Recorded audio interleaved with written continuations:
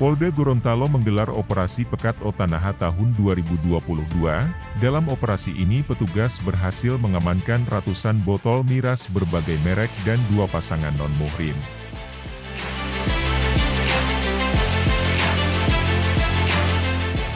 Sebanyak 288 botol minuman keras cap tikus dan bir diamakan Polda Gorontalo saat pelaksanaan operasi Pekat Penyakit Masyarakat di wilayah Kabupaten Gorontalo.